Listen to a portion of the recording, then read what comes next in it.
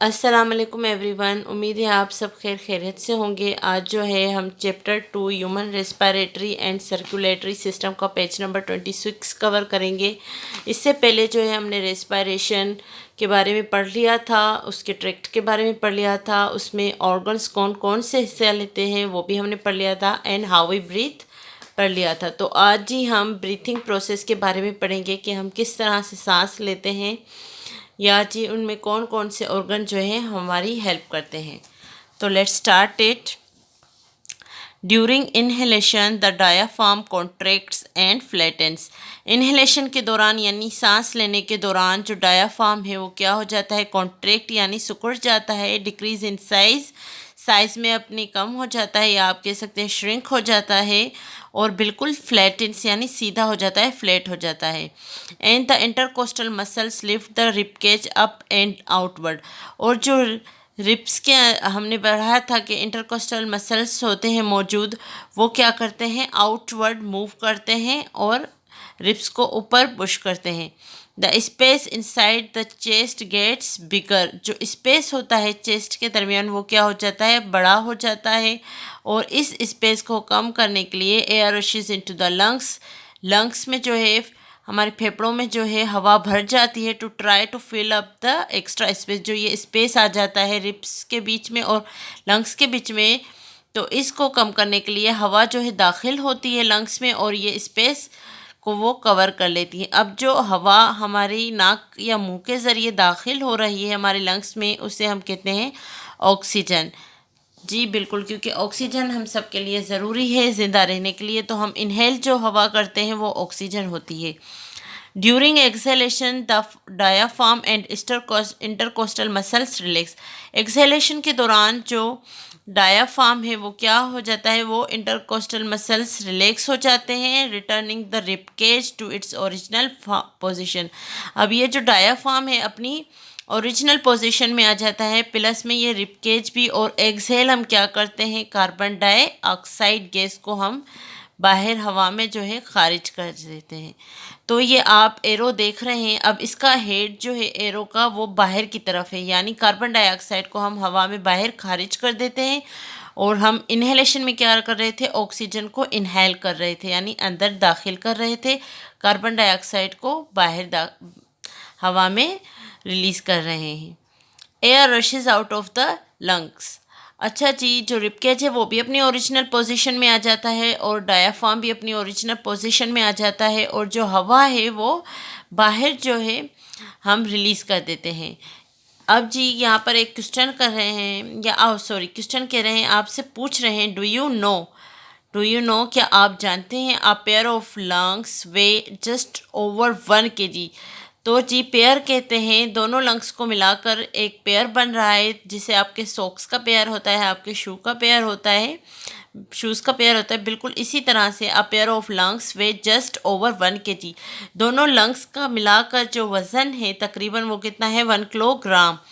The right lung is slightly larger. जो हमारा right lung होता है यानी सीधे हाथ की तरफ जो लंग होता है, फेफड़ा होता है, वो क्या होता है, बड़ा होता है, एंड हैवियर। अब बड़ा है तो ऑब्वियसली छोटे वाले से ज़्यादा वजनी भी होगा।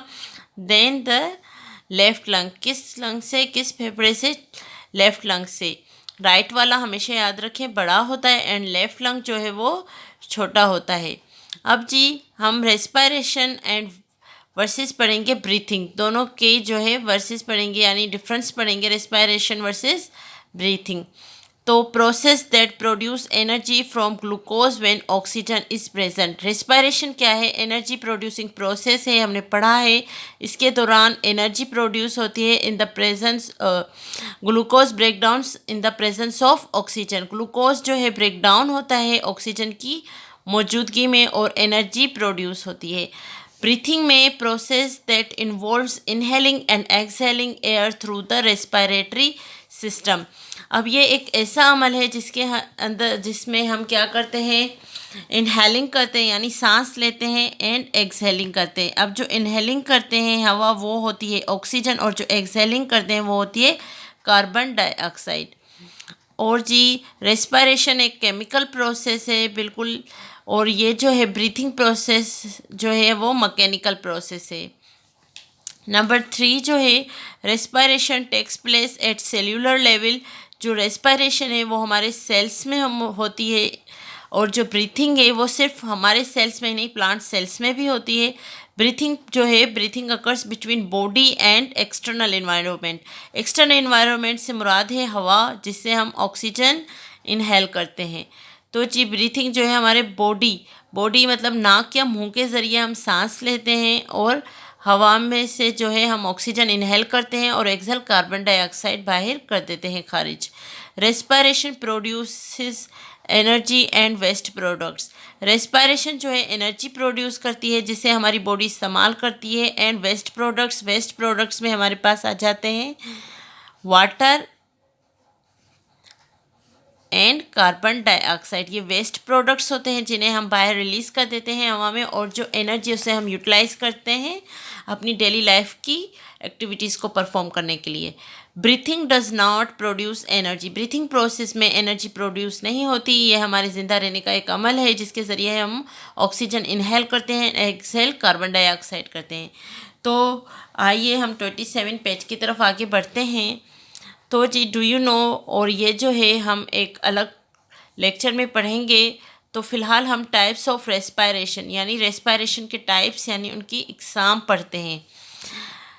टाइप होता तो हम किसे पढ़ते, अगर टाइप्स है तो हम इकसाम पढ़ेंगे। There are 2 types of respiration based on the presence और absence of oxygen.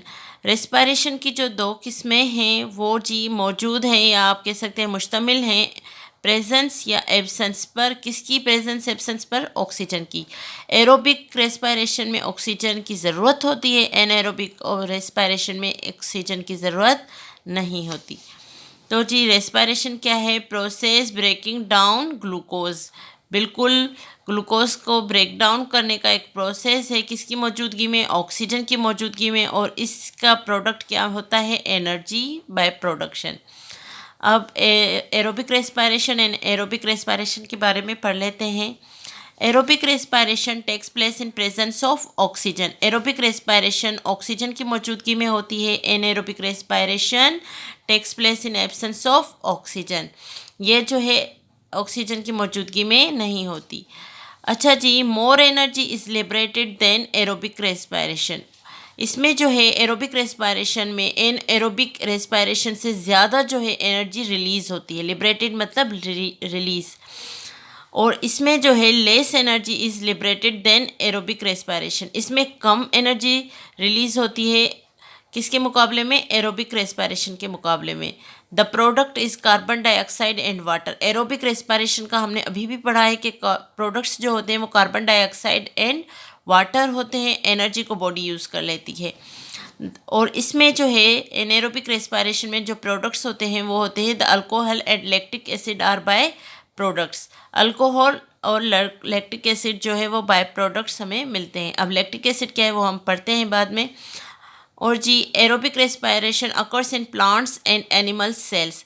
Aerobic respiration जो है वो पौधों में भी होती है, पौधों के सेल्स में भी होती है, और जानवरों के सेल्स में भी होती है। जानवरों में हम भी आ जाते हैं।